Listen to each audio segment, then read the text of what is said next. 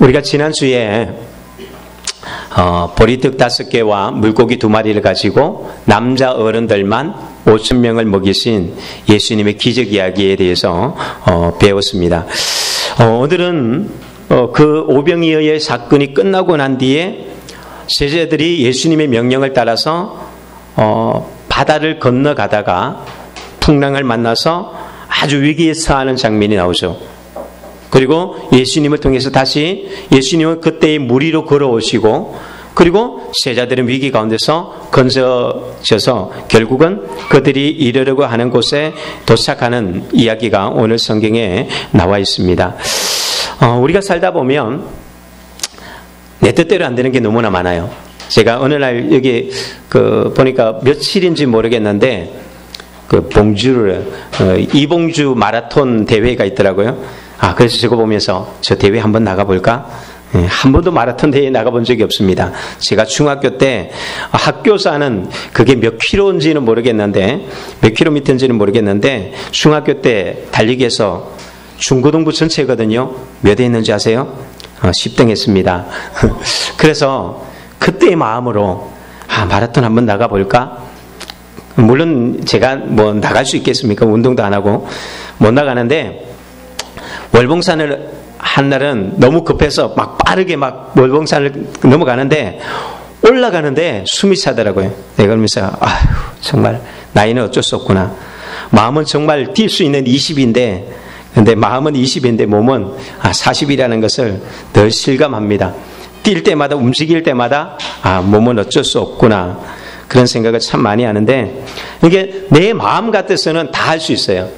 마음 같아서는 정말 나도 물 위로 걸을 수 있을 것 같고, 마음 같아서는 내가 말하면 홍해도 갈라질 것 같고, 뭐 여리고성도 탁 무너질 것 같고, 다 그런데 실제로 해보면 안 되잖아요. 신앙도 그렇고 자녀도 그렇고 모든 게 다 마찬가지입니다. 오늘 제자들의 모습이 바로 그런 것입니다. 그들이 바다의 잔뼈가 굴고 늘 갈릴리 하면은 친근한, 그냥 뭐 처음으로 경험하는 것이 아니라 그렇게 많이 경험했던 바다이지만, 제자들도 이 풍랑 앞에서는 속수무책인 것을 보게 되었습니다. 과거에 그들이 많이 풍랑과 싸워서 이겼다 할지라도 수많은 경험들과 수많은 지식들과 또한 자기들이 할 수 있는 많은 능력들조차도 때로는 무기력해야 될 때가 우리는 너무나 많다라는 것이죠. 오늘 왜 제자들이 풍랑을 만났는가? 우리가 이 장면부터 먼저 배경부터 알아보기를 원합니다. 오병이어의 기적이 일어나고 난 뒤에 많은 사람들이 이 기적 때문에 예수님을 임금 삼으려고 했다고 나와 있습니다. 예수님을 임금 삼고 싶은 거예요. 얼마나 대단한 기적이겠습니까? 제자들도 마찬가지입니다. 제자들도 이 사건들로 말미암아 지금 흥분되어 있고 아주 환상에 빠져 있는 거예요. 야, 이제 끝났다. 사람들이 예수님을 임금 삼으려고 하고 있어. 이러면 다 끝난 것 아닙니까? 제자들이 이제 누가 예수님의 좌편과 우편에 앉을 것인가, 환상과 또 그들의 이 마음속에 들떠있는 이 기분, 완전히 기분이 업되어 있는 상태에서 예수님께서 야, 빨리 가, 빨리 가. 예수님께서 제자들을 막 재촉해서, 오늘 본문에 안 나와 있지만 마가복음에는 그 장면이 나오거든요. 재촉하여서 빨리 가, 빨리 가. 재촉하여서 제자들을 보내고 무리들은 흩어보내십니다. 왜 그럴까요? 아마 제자들이 자기들이 떡과 그 물고기를 나눠주면서 자기들 손 안에서 언제 이것이 나눠줬는지 모르지만 적어도 제자들은 지금 기적을 나눠주고 있는 거거든요. 자기 손 안에서 이 기적이 막 펼쳐지는 것을 보고 있습니다. 얼마나 흥분되겠습니까? 여러분 생각해 보십시오. 여러분들 손에 등에서 귀신 들린 사람이 쫓겨나고 병든 자가 고침을 받고 내 말 한마디에 사람들이 막 녹아내리고 변화되어지고 눈물 흘린다면 얼마나 이게 마음이 업되겠습니까? 아마 지금 같았으면 그 중에 아니 다른 제자들도 그렇겠지만 베드로가 어땠을까요? 명함 막 돌렸겠죠. 야, 나 베드로야, 베드로 하면서 명함도 돌릴 것이고 막 자기 PR도 했을 것이고, 또 어떤 사람들은 베드로 형님 사인 좀 해주시겠어요? 그럼 막 사인도 해주고 막 거기에 바빴을 거예요. 아마 이 오병이의 기적이 끝나고 난 뒤에 무리들끼리 앉아서 먹으면서 다 예수님이 이야기하면서 제자들이 막 얼마나 제자들이 직접 자기들이 안 했지만 그런 스승을 모시고 있는 백성들이 임금으로 삼으려고 할 만큼 그는 예수님이 자기의 스승이라는 것에 얼마나 업됐겠습니까? 우리가 올해도 이 대통령 선거가 있지만 꼭 대통령 당첨되고 나면 뭐가 이루어지죠? 친인척 비리, 측근 비리. 실제로 아무리 막으려고 해도 그게 무슨 특별위원회를 만들고 감찰위원회를 다 만들어도 안 되는 것. 어느 누구가 대통령이 돼도 실제로 끊임없는 잡음은 막을 수는 없습니다. 왜 그렇습니까? 주변 사람들이 자기가 대통령은 아니지만 마치 자기가 왕이라도 된 것처럼 군림하거든요. 나 대통령 비서실장이야. 난 대통령 친인척이야. 아는 사람이야. 이 말 한마디로 탁 어깨에 힘주고 다니잖아요. 그래서 어떤 사업체도 가기도 하고 아니면 어떤 기관에도 들어가서 어깨에 힘주고 합니다. 이게 비리의 온상이거든요. 제자들도 만일에 여기서 예수님께서 뭔가 막지 않았다면 큰일 납니다. 그러나 예수님은 이런 상황, 이 흥분된 상황, 사람들이 예수님을 임금으로 삼으려고 하는 이 엄청난 열광이 쏟아지는 이 장면 속에서 예수님은 어떻게 하시죠? 예수님은 제자들 다 보내고 난 뒤에 홀로 산으로 올라가셨다. 산으로 올라가셨다라는 표현은 기도하러 가셨다라는 것입니다. 도망친 것이 아니라 예수님께서는 그 순간에 하시는 것이 뭐냐? 산으로 기도하러 가셨다라고 이야기하는 것이죠. 여러분 이게 쉬울까요? 결코 쉽지 않습니다. 사람들이 나를 어느 날 갑자기 막 높여 세우고 지켜 세울 때에 이게 그거 그냥 딱 잘라버리고 아닙니다. 괜찮습니다. 하고 그냥 나가는 게 쉽지 않습니다. 주님의 마음, 주님도 육체로 오셨지만 주님은 어떻게 하셨을까요? 이 순간에 기도하러 가십니다. 왜요? 몇 가지 기도 제목이 있었겠죠. 하나님께 예수님 자신이 오신 목적을 잃지 않기 위해서 세상의 왕이 되기 위해서 이 땅에 오시지 않았다는 것. 단순히 이 땅의 세상에 그냥 육체적인 왕이 되기 위해서 오시지 않았다는 것. 그리고 또한 제자들도 여기서 흔들리지 않고 목적을 따라서 나갈 수 있기 위해서는 방법은 기도밖에 없었다는 것이죠.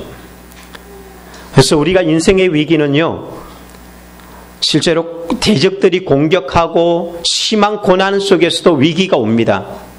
막 흔들리고 힘들 때가 많지만 그러나 정말 인생의 위기는 언제 옵니까? 잘 나갈 때, 높이 올라갈 때 오죠. 어느 날 갑자기 승진을 했거나 아니면 뭔가 일이 너무나 잘 풀려나갈 때에, 인기가 높아질 때에 사람들은 그때에 오히려 넘어지게 마련이고 패배의 자리를 나갈 때가 많습니다. 그래서 우리가 힘들 때도 기도해야 되지만 진짜 기도해야 될 때는요, 잘 나갈 때예요. 왜냐하면 힘들 때는 기도가 그냥 저절로 나와요. 그런데 잘 나갈 때는요, 기도 안 나옵니다. 기도하려고 해도 안 된다니까요. 그래서 그때는 오히려 더 기도하려고 몸부림쳐야 되는 때입니다.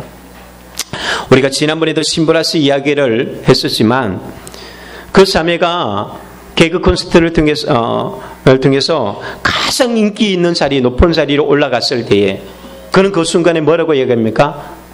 나는 내 죄 위해서 십자가에 피 흘리신 예수 그리스도, 그분을 고백하고 그분께 영광을 돌리잖아요.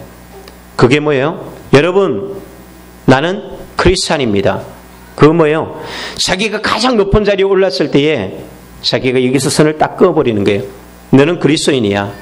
세상 앞에 당당하게 알림으로 자신의 이 업되는 마음들, 교만해질 수도 있고 타락해질 수 있는 이것을 미리 딱 차단해버리는 거예요. 그 순간에 주님의 이름을 감춰버렸다면 그는 아무도 모르잖아. 내가 교회 나가는지 저 사람들이 알아? 그래, 내 마음대로 살아야지. 이제 잘 나가는데 뭐. 그는 인기를 더 끌었을 줄 모르지만 정말 하나님과는 완전히 떠났겠죠. 많은 그리스도인들이 바로 이때 넘어집니다. 인기 올라갔을 때, 최고의 자리에 올라갔을 때에. 그래서 우리는 그때 조심해야 되는 거죠. 그래서 주님이 제자들을 어떻게 합니까? 재촉하여서 제자들을 보내게 되었습니다. 우리는 항상 잊지 말아야 되는 것이 우리의 목적을 잊지 말아야 돼요. 예수님은 세상의 왕으로 오시지 않았다는 것입니다. 사람들은 예수님을 따르는 목적이 임금 삼으려고 따랐을지 모르지만 예수님은 그것에 개의치 않고 자신이 가고자 하는 길로 갔습니다. 그러기 위해서 제자들에게 보냈던 것이 바로 오늘 성경에 큰 바람이 부는 바다로 그들을 이끌어 갔다는 거죠. 오늘 우리가 아무것도 두려워하지 말라라고 이야기하는데 실제로 이 풍랑은 누구 때문에 온 것입니까? 예수님의 명령을 따르다가 온 것이라는 것이죠. 예수님이 떠나오라고 해서 떠난 것입니다. 실제로 제자들은 오병이의 기적을 보면서 어땠을까요? 와, 대박! 그랬을 거 아닙니까? 완전히 그들은 흥분된 상태였을 것입니다. 그런데 갑자기 주님께서 재촉하면서 야, 빨리 가. 무슨 사인이야? 빨리 가.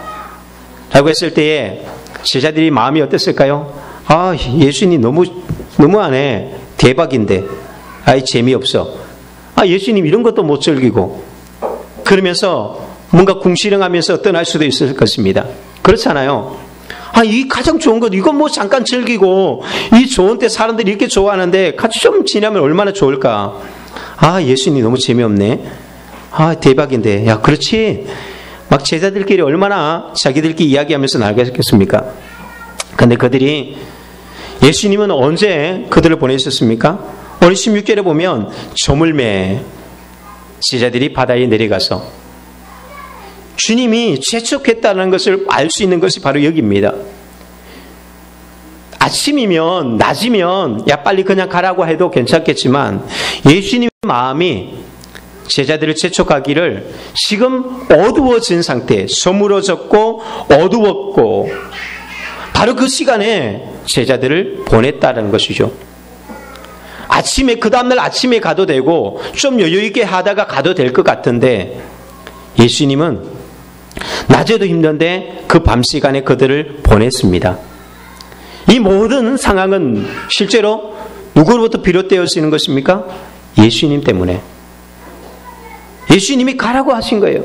그 시간에 내일 아침에 가고 싶었는데, 밝을 때 가고 싶었는데, 근데 어두울 때 가라고 이야기합니다. 그래도 출발할 때는 괜찮았어요.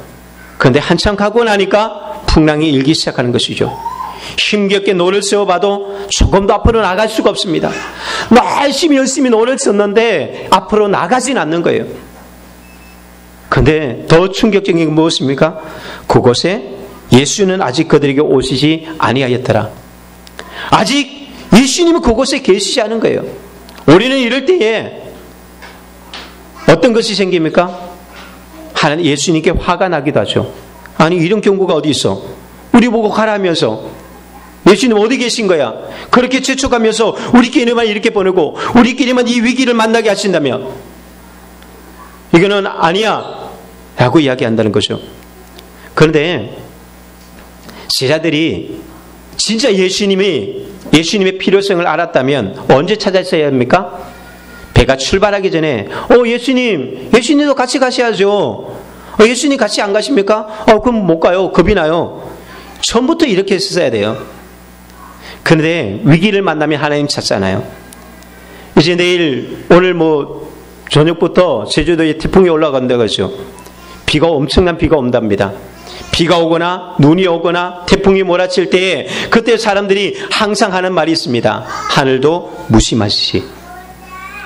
한 번도 하나님에 대해서 찾지도 그분께 구하지도 않다가 위기를 만나고 어려움을 만나면 그때서야 하나님 왜 이렇습니까? 라고 이야기한다는 거죠.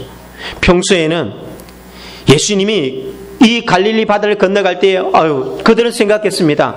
예수님이 굳이 없어도 그들은 바다를 건너는데 아무 문제 없다고 생각했습니다. 왜? 그들은 늘 그렇게 살아왔거든요. 옛날에 예수님이 계셔야만 갈릴리를 건넜던 것이 아니었습니다.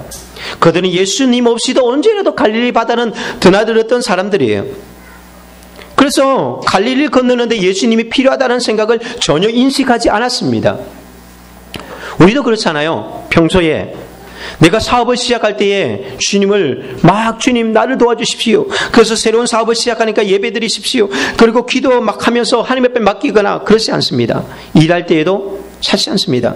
그런데 문제가 생기면 부도가 나거나 어려움이 생기거나 그러면 하나님 왜 이렇습니까? 하나님 왜 우리에게 고통을 줍니까? 왜 이런 난감을 하면 상황을 줍니까? 그리고 하나님 어디 계십니까? 라고 그제서야 왜 안 계시냐고, 왜 함께 계시지 않냐고, 왜 도와주지 않느냐라고 외칠 때가 참 많습니다.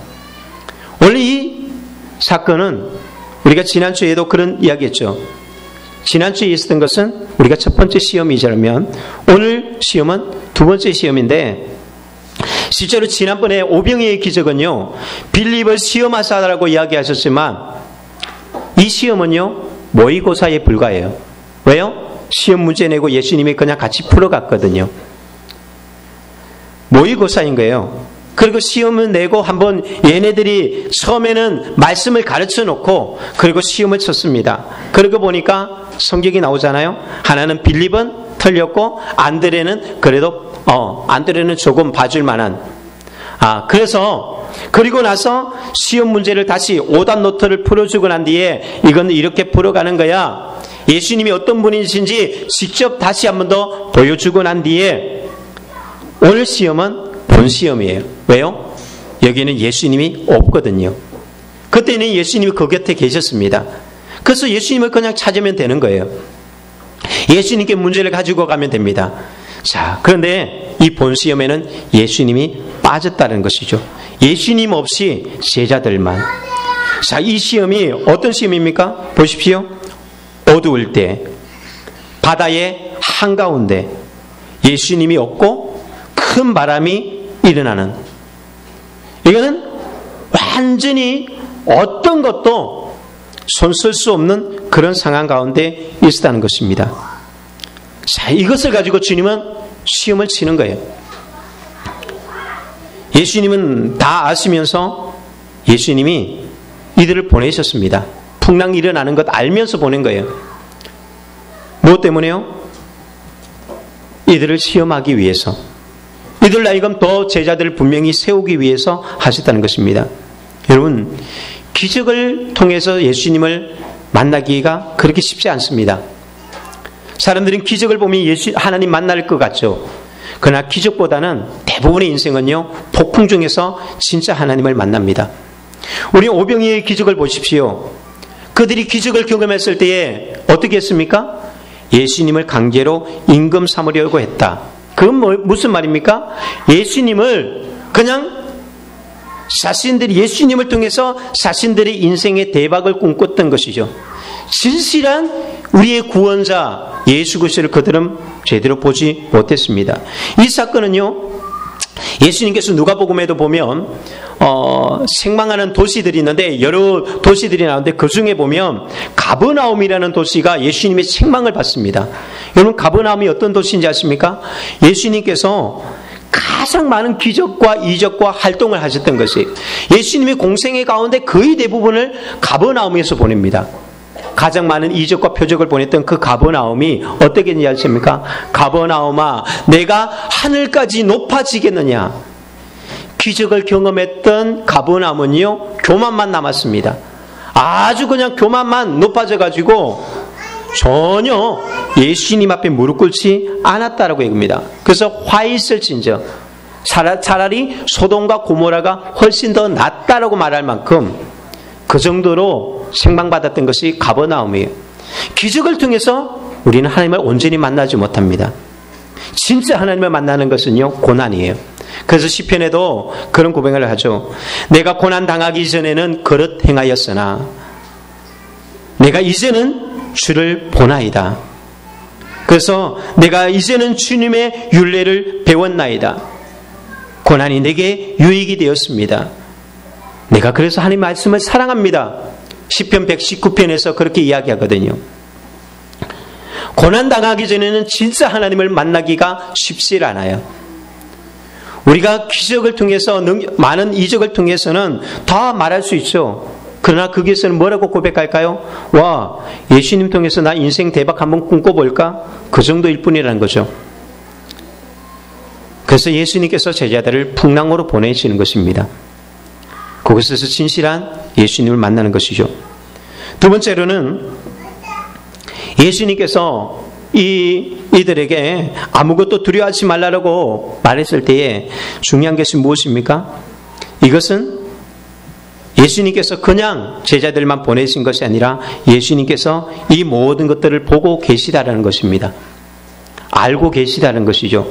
오늘 본문에는 나와 있지는 않지만 이 똑같은 말씀인 마태복음이나 마가복음 이런 곳에 보면 예수님께서 이때 어디 있습니까? 산으로 올라가셨는데 이런 이야기가 있습니다. 산에서 보셨다라고 얘기합니다. 예수님께서 제자들이 풍랑 만난 것을 보셨는데 그 캄캄한 밤에 어떻게 봤을까? 망원경이 있는 것도 아니고 적외선 망원경이 있는 것도 아니고 어떻게 보셨을까? 그분은 전능하신 하나님이시잖아요. 내가 주님이 안 보일 뿐이지 주님이 나를 못 보는 것이 아닙니다. 주님은 보고 계셨습니다. 그리고 주님이 산에 오르셨을 때는 왜 오르셨습니까? 이들이 풍랑 속에서 헤쳐나가고 이겨나갈 수 있도록 중보하고 계셨던 것이죠. 왜요? 그러면 주님은 왜 아시면서 보내시고 왜 고통 가운데 그렇게 보내시는가? 무엇 때문에요? 반드시 거쳐가야 되는 것이기 때문에 그런 거예요. 우리가 no pain, no gain이라는 말이 있죠. 고난 없는 영광은 없다. 고난 없이는 어떤 것도 얻을 수 없다라고 이야기합니다. 그렇기 때문에 반드시 지나가야만 하는 과정이라는 거예요. 오늘 주보에도 우리가 광야에 대한 이야기가 나와 있지만 광야도 마찬가지입니다. 광야는 하나님이 우리를 몰아놓은 것이 이스라엘 백성들을 하나님이 몰아놓은 것이고 다윗을 하나님이 광야로 몰아넣고 하나님은 예수님은 제자들을 이 바다로 몰아넣으신 거예요. 왜? 반드시 가야만 하는 길이기 때문에. 성장통이라는 것이 있잖아요. 아이들이 성장하기 위해서는 반드시 거쳐야 되는 과정이 있습니다. 그러나 주님은 그것을 다 보고 계셨다는 것이죠. 그래서 두려워하지 말라고 이야기하는 것입니다. 주님이 완전히 우리를 던져버린 것이 아니라는 것입니다. 그런데 제자들의 반응은 어땠을까요? 예수님이 그곳에 왔을 때 제자들의 반응이 어땠습니까? 귀신이다. 그들은 두려워했다라고 이야기합니다. 두려워하면서 유령인가 착각했다라고 얘기하죠. 당연하죠. 그럴 수밖에 없습니다. 왜 그렇습니까? 이들이 왜 예수님이 오시는 것을 보고 두려워하고 유령이라고 말했을까요? 그들 속에서는 여전히 뭐가 없습니까? 하나님의 말씀이 없습니다. 그들은 어렸을 때부터 우리가 어렸을 때부터 어떤 이야기를 듣습니까? 야, 몽달 귀신 나타나, 달걀 귀신 나타날 거야. 어디 가면 귀신이 나타나. 한 번도 본 적이 없는데 우리는 어렸을 때부터 워낙 귀신의 이야기만 많이 들어가지고 그것이 그 관념에 꽉 사로잡히니까 한 번도 본 적이 없지만 바다 위에 무리를 걸어오는 것은 저것은 예수님이 아니라 귀신이라고 정언을 내리는 거죠. 예수님이 어떻게 여기 와? 귀신이나 오지. 우리는 그래서 예수님보다 하나님보다 귀신을 더 숭배하는 경우들이 있습니다. 그래서 위기를 만날 때 이 점쟁이를 찾아가고 무당에게 구슬하는 것이죠. 우리 그 말씀이 없는 거예요. 예수 그리스도에 대해서 제대로 아직도 여전히 모르고 있습니다. 그러니까 예수님이 오시는데 진리로 오시고 기적으로 오시고 은혜로 오시고 축복으로 오시고 우리를 구원하기 위해서 오시는데 그 주님을 두려워한다니까요. 여러분 그렇지 않습니까? 복음을 전해보십시오. 우리가 왜 복음을 전합니까? 그들 살리기 위해서, 구원하기 위해서, 그들의 삶을 축복하기 위해서 복음을 전합니다. 그러나 그들은 어떠합니까? 두려워합니다. 왜요? 예수 믿으면 큰일 나는 줄 알죠. 예수님이 오시면, 예수님 믿으면 인생 망칠 거라고 생각하는 거예요. 사람들이 생각이 그래요. 우리가 주님이 올까봐 때로는 주님이 거북할 때가 있습니다. 주님 안 와도 괜찮습니다. 그런 마음이 들 때가 있다는 거죠. 인생의 비극은 큰 바람이 있지 않습니다. 왜냐하면 바다에서 풍랑은 피해갈 수 없는 것이에요. 누구에게나 오는 것이라는 것입니다. 진짜 인생의 비극은 어디 있습니까? 그 인생 가운데 예수님이 없다라는 것과 위기 가운데 주님의 음성이 들리지 않는 것이죠. 주님이 보이지 않는 것입니다. 말씀이 보이지 않는 것입니다. 그것이 인생의 비극입니다. 오늘 주님은 그들에게 뭐라고 이야기합니까? 내니 두려워하지 말아라. 오늘 저희 어른들이 이 음성을 듣기를 예수님의 이름으로 축복합니다. 내가 위기 가운데 이 음성이 들린다면 우리 이겨나갈 수가 있어요. 그런데 풍랑은 왔고 어둠은 있는데 주님이 보이지 않고 주님의 음성이 들리지 않으면 우리가 어떻게 할 수가 없다는 것이죠. 그리고 주님은 반드시 오신다는 것입니다. 지켜보고 계실 뿐만 아니라 주님은 반드시 오십니다. 주님은 폭풍 안으로 들어오셨습니다. 인생의 위기, 우리의 인생의 가장 위기 가운데 그때 주님은 오셨다는 것이죠. 이것이 예수 그리스도입니다. 이스라엘 백성들이 절망 가운데 있을 때에 세상이 타락하고 이제는 끝이 났다고 하는 그 순간에 주님은 하늘의 영광을 버리시고 이 땅에 낮고 천한 육신의 몸을 입고 이 땅에 오셨습니다. 그게 성육신입니다. 그분은 우리와 함께하기 위해서 정말 고통당하고 피곤하고 늘 연약하고 이 갇힐 수밖에 없는 육체적인 이 육체 안에 갇혀서 우리와 함께하기 위해서 임마누엘로 이 땅에 오신 분이라는 것입니다. 그래서 임마누엘 사건, 성육신 사건은 우리에게 어마어마한 사건이에요. 고난 중에 있는 인생 중에 하나님이 저 멀리 계셔서 말씀만 하시는 분이 아니라 우리 인생 중에 친히 찾아오셔서 나의 삶의 고난 속에서 그 문제 속에 들어오시는 분이라는 것입니다. 그런데 그분이 언제 오셨습니까? 밤 사경에 오셨다는 것이죠. 마태복음에 보면 이 사건에 나올 때 그 시간이 예수님이 오신 시간이 밤 사경이에요. 그게 언제쯤 되냐면은 새벽 3시쯤이에요. 가장 어두운 때 3시, 4시가 밤중에서 가장 깊은 어둠이 이때죠. 그러니까 제자들이 밤새도록 노를 젓고 절을 쫓았다가 이제는 지쳐서 더 이상 노를 저을 수 없는 자포자기할 수밖에 없고 죽기 직전 탈진된 상태에서 주님이 그때 찾아오셨다는 것이죠. 왜요? 왜 예수님은 일찍 찾아오시지? 왜 그때 오십니까? 그들은 그때까지 뭘 했을까요? 자기의 혼신을 다 하고 있었습니다. 주님을 부르지 않습니다. 주님을 찾지 않았거든요. 그들은 그 밤 사경이 되도록 자기들 노력으로 열심히 이 문제를 해결하려고 했거든요. 그래서 주님이 찾아오지 않습니다. 그들은 출발할 때도 마찬가지였지만 위기를 만났을 때도 마찬가지입니다. 그래서 늘 성경에 보면 하나님 우리 인생에 찾아올 때에, 성령님이 찾아오실 때에, 예수님이 찾아오실 때는요, 우리가 웬만한 어림에서 잘 찾아오지 않습니다. 아니, 원래 그런 것이 아닙니다. 우리가 그 주님을 찾지 않기 때문인 것이죠. 그래서 우리도 정말 내가 아무것도 할 수 없을 때에, 그때에 선부의 의지 없어서 손들고 옵니다. 바로 이때 하나님을 만나는 것이죠. 이때 진짜 은혜가 쏟아지고, 이때 성령이 임하고, 이때 하나님의 구원의 역사와 기적의 역사가 나타나는 것입니다. 이것이 예수님의 오심이에요. 우리 인생 중에 오시는 사건. 여러분, 한번 생각해 보십시오. 제자들이 떠나지 않았다면 그들은 안전했습니다. 풍랑 만날 일도 없었고 고난당할 일들도 없을 것입니다. 예수님을 믿고 예수님의 사역을 하고 뭔가 도전을 하고 나가니까 만나는 시험이에요. 이게 인생입니다. 이게 신앙생활이에요. 배는 항구에 있을 때 가장 안전하죠. 풍랑이 올 때에, 태풍이 불 때에 배는 항구에 있을 때 가장 안전합니다. 그러나 배는 항구에 메어놓기 위해서 만들지는 않았다는 것이죠. 배는 풍랑이 있는 바다를 향해서 헤쳐나가기 위해서 만들어진 것이 배입니다. 만일에 가만히 있었다면 안전할 수는 있지만 그에게는 미래가 없습니다. 어떤 풍성함도 어떤 것도 그들은 경험할 수가 없는 것이죠. 신앙생활도 마찬가지고 우리가 인생에 도전하는 것도 마찬가지입니다. 내가 가만히 있으면 우리는 아무 문제 없습니다. 여러분들이 주님의 일 안 하면 문제될 것 하나도 없습니다. 아무 문제 없어요. 그러나 주님의 일을 하거나 뭔가 도전해가고 나가는 순간부터 시험이 오게 되었습니다. 출발할 때는 순조로울 수 있습니다. 그러나 어느 정도 지나고 나면 반드시 이 문제는 만나게 돼 있다는 것이죠. 우리 인생에서 큰 파도와 같은 고난과 어려움들을 만날 때가 있습니다.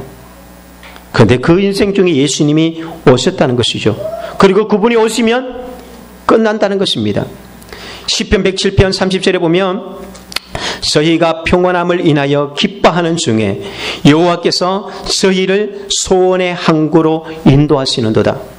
주님이 오시니까 그들이 풍랑 가운데서 다시 안정을 찾고 오늘 마지막 21절에 뭐라고 이야기합니까? 이에 기뻐서 배로 영접하니 배는 곧 그들이 가려던 땅에 이르렀더라. 이제 우리가 해야 될 일은 단 한 가지밖에 없습니다. 예수님을 영접하는 것이죠. 요한복음의 시작이 무엇입니까? 요한복음 1장 12절에 영접하는 자 곧 그 이름을 믿는 자들에게는 하나님의 자녀가 되는 권세를 주셨으니, 그 권세가 무엇입니까? 하나님이 우리를 보호하시고 지켜주시고 인도하시고 축복하시는 것이 누구에게요? 영접하는 자에게. 예수님을 내 인생 가운데, 내 삶에, 내 사업장에, 내 가정에, 내 자녀들에게 모시는 순간에 우리는 그 소원의 항구에 이르게 되었습니다. 내가 그 꿈꾸던 가정, 내가 꿈꾸던 그 인생, 그것을 얻게 되어진다는 것입니다.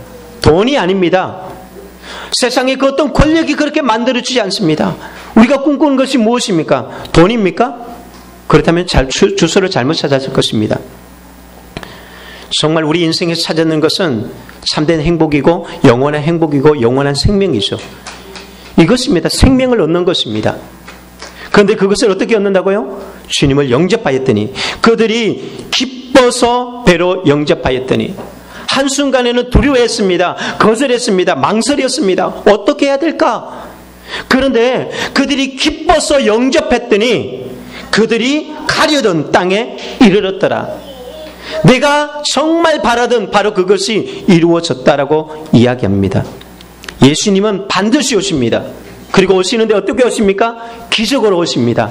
내가 생각한 방법으로 오지 않습니다. 무리를 걸어서 오신다는 것이죠. 이게 기적으로 오시는 예수님입니다. 초자연적으로 오신다는 것입니다. 내가 계산하지 마십시오. 예수님 여기 어떻게 와? 이제는 이제 끝난 거야 생각하지 마십시오. 아무리 어떤 어려움과 어떤 고난과 환난을 만난다 할지라도 내 계산으로 주님을 하지 않습니다. 오병이어의 기적을 풀어가실 때도 마찬가지입니다. 우리의 인간적인 계산으로 주님 문제를 풀어가지 않는 것처럼 우리 고난의 인생 가운데 찾아오시는 주님도 기적으로 찾아오시는 주님이라는 것입니다. 주님이 가라고 하셨던 길이기 때문에 누가 책임지는 것입니까? 예수님이 책임져 주십니다. 여러분들의 삶을 주님께 맡겼습니까? 정말 그분을 내 인생 가운데 모시고 그분을 따라가고 있습니까?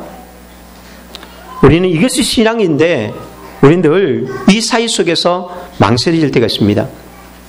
제가 지난 금요일에 목요일 금요일 세미나가 있어서 대전에 갔다 왔는데, 금요일날 이제 세미나 마치고 와서 저녁 때는 여기 박지혜 양이랑 세연이라는 형제가 와서 간증한다고 해서, 그래서 이 기회가 그렇게 흔치 않아서 성도들이랑 7시에 출발하겠다고 약속을 했습니다.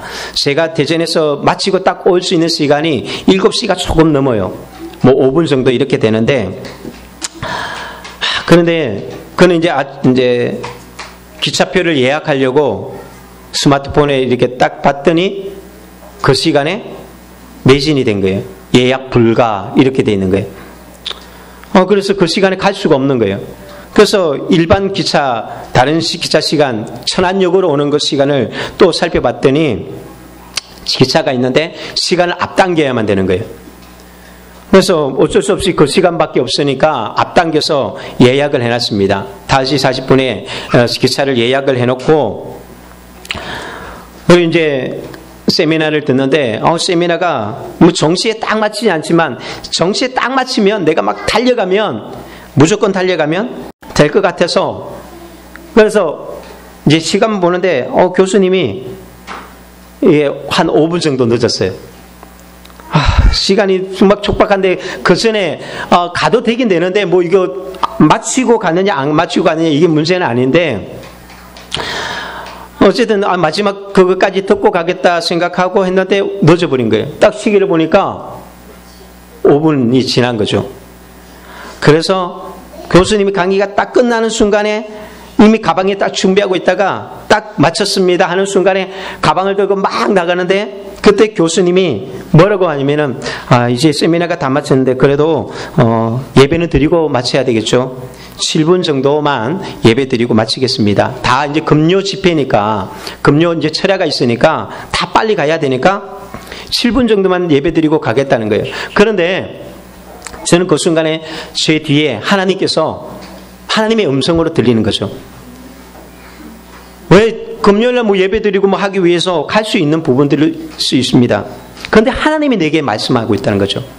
그 자리에 7분의 예배를 드리기 위해서 남느냐 안 남느냐 먼저 간 사람들은 많이 있어요. 그게 문제가 아니라 하나님께서 내게 그 말씀을 주시는 거예요. 그래도 예배는 드리고 가야지 이 말씀하는 거죠. 그런데 성도들이랑 약속한 시간이 있고 지금 가도 늦는데 하나님 아시죠? 바쁘죠? 그런데 왜 그날 왜 그 말씀이었냐면은 그날 큐티한 말씀이 누가복음에 나오는 누구든지 나를 따르려거든 무리들에게 이런 이야기입니다. 너희들 나를 따르기를 원하느냐? 그렇다면 너희 형제와 친척들과 이웃들까지 네가 미워해야 되고 심지어는 너 자신마저도 미워하지 않으면 나를 따를 수 없다. 그리고 자기 십자가를 지고 나를 쫓아야 되고 너의 소유를 다 버리고 나를 쫓아야 된다. 그게 무슨 말일까요? 네가 정말 예수님을 따르는 것이 가장 최고의 일이라고 생각한다면 그 최고의 일을 위해서는 나머지들은 다 포기해야 된다. 이거거든요. 내가 인생 중에서 정말 최고라고 생각하는 것이 있다면 그럼 나머지는 포기하지 않으면 그것을 이룰 수 없습니다. 그것을 가지고 하나님 내가 내려놓기를 원하는 것이 무엇일까? 그것을 늘 생각하면서 하루를 보냈거든요. 무엇을 하나님이 원하실까? 그런데 그 순간에 이제 하나님이 내게 너 예배가 중요하다고 늘 이야기하잖아. 예배. 그 예배를 너에게 있어서 이 예배 드리는 것이 중요하지 않니? 저에게 있어서는 그런 거예요. 다른 사람에게 다 적용하는 것이 아닙니다. 하나님이 내게 말씀하는 거죠. 너 그 시간에 네가 예배 이 순간에 어떤 게 더 필요할까? 그 간증 집회 성도들 데리고 가는 거? 그래 이 예배를 드리는 거 어떤 것을 선택하겠니? 어떤 것이 중요할까요? 그건 중요도를 비교할 수 없습니다. 이건 성도들과 약속이고 그것도 예배 드리는 것이고 그곳에서 다 하는 것이에요. 그러나 그 순간 내가 지금 기차 시간 때문에 제가 가는 것이잖아요. 이것 안 하면 약속도 지킬 수 없고 아무것도 할 수 없기 때문에 어려운 거예요. 그런데 계속 그 마음은 오는데 시간이 다 됐기 때문에 비는 오죠. 우산 들고 이게 정류소까지도 굉장히 거리가 멀어요. 그렇지만 뭐 그냥 하여튼 이 바지가 젖는데도 열심히 뛰어서 가는 게 한 10분은 뛰는 것 같아요. 굉장히 멀어요. 그래서 딱 갔는데 도로만 건너면 되는데 201번 버스가 탁 오는 거예요. 어떻게 했을까요? 주여 막 기도가 나면서 주님 저 버스 좀 붙들어 주십시오. 근데 야속하게도 그냥 떠나버리는 거예요. 그리고 보니까 9분 뒤에 다음 차가 온다고 돼 있어요. 이미 뭐 그 차 타도 될지 말지인데 9분 뒤에 오니까 늦었잖아요. 마음속에 계속 그러는 거죠. 예배 드리고 가지. 어차피 늦는 거. 그런데 뭐 이제는 뭐 돌아갈 수도 없고 어떻게 할 수도 없잖아요. 그런데 이게 또 시간을 맞춰야 되니까 더 큰 도로로 가면 이제 그곳으로 가는 차들이 더 많이 있을 거라 생각하고 또 달려가면 10분을 넘어 뛰어서 10분을 가는 거예요. 다음 차가 올 수도 있고 하여튼 먼저 오는 차를 타고 어쨌든 그래도 내가 가보겠다. 그래서 급행 버스가 오더라고요. 그러니까 좀 빠르긴 빠른데 서대전역에 딱 도착할 쯤에 딱 되니까 기차 시간이 딱 된 거예요. 버스 도착 시간과 기차 시간 늦은 거죠. 그것도 버스 정류소에서 또 여기까지 또 뛰어가야 돼요. 뛰어서 5분은 가야지 되거든요. 어차피 다 안 된 거예요. 기차표 취소시키고 이제 어떻게 하지? 차표는 하나도 없고 그래도 입석이라도 혹시나 사정사정해서 뭐 입석이라도 안 될까? 딱 한 정거장인데 그래서 역전해서 표를 이제 거기 스마트폰으로 어차피 예약 불가돼 있으니까 안 되잖아요. 그러니까 그곳에 가서 줄 서서 뭔가 부탁해 보려고 줄을 서는데 이미 줄이 쫙 서 있는 거예요. 근데 한 명 때문에 줄이 줄어들질 않아요. 시간은 지금 없는데 가만히 지금 앞에서 뭐 하고 있는지 도대체 그냥 가만히 멈춰 있는 사람들은 줄을 쭉 서 있고, 그러다가 다른 기차 시간이 뭐 있는지 보려고 스마트폰을 딱 켰어요. 그래서 다시 이렇게 딱 보니까 예약 불가했던 그 시간에 예약 가능 되어 있는 거예요. 그래서 막 부랴부랴 내 앞에 사람이 혹시라도 앞에 사람이 스마트폰을 들고 있어서 이 사람이 나보다 혹시 예약을 할까, 그래서 했더니 예약을 했어요. 이제 그때 하나님이 뭐라고 하는지 아십니까? 뭐라고 했을까요? 야, 어차피 내가 다 해줄 텐데 네가 뭘 그렇게 하겠다고? 무엇이 더 중요한가? 그렇다면 다 중요한데 정말 이것이 중요하다고 생각한다면 그 중요하다고 생각하는 것마저도 주님께 맡겨야 된다. 주님이 내 친척과 내 가족과 형제와 이웃과 내 자신마저도 포기하라는 이유는 그게 중요하지 않다라는 이야기가 아닙니다. 너에게 그만큼 중요하지만 예수님이 따르는 것이 중요하다면 그건 주님께 맡겨라. 그건 주님이 책임져 준 문제라고 이야기하는 것이죠. 제게 말씀하셨던 것이 그것이었어요. 그래서 정말 그날 묵상하면서 그 이야기 속에서, 그래서 그 기차 타고 여기 집회도 참여하고 다 하긴 했지만 주님께서 내게 말합니다. 그것마저도 주님께 맡겨라. 여러분, 지금 여러분들은 어떻습니까? 정말 이 제자들이 만난 것처럼 인생의 밥을 만났거나 어려운 가운데 내 혼자 있는 것처럼 느껴지고 있습니까? 질병과 또 때로는 직장생활하는 사람들과 인간관계의 문제들, 또는 자녀의 문제들, 힘겹게 노를 젓고 있는데 앞으로 조금 더 진전은 되어지지 않고 힘은 들기만 하고 지칠 대로 지쳐가고 있지는 않습니까? 그 가운데 주님의 음성은 들리지 않고 주님은 보이지 않는 그런 상황 가운데 있지 않습니까? 오늘 우리에게 주님께서 말합니다. 아무것도 염려하지 말아라. 아무것도 염려하지 말아라고 주님이 말합니다. 왜 그럴까요? 인생의 고난은 피할 수가 없기 때문입니다. 그리고 또한 그 인생의 고난 중에는 주님이 나를 홀로 버려둔 것이 아니라 지켜보고 계시다는 것이고, 그리고 가장 중요한 결정적인 순간에 주님은 반드시 오시기 때문입니다. 그래서 우리가 마음이 혼돈스럽고 분주할 때일수록 어떻게 합니까? 가만히 있어야 돼요. 너희는 가만히 있어. 주가 하나님 됨을 알지어다.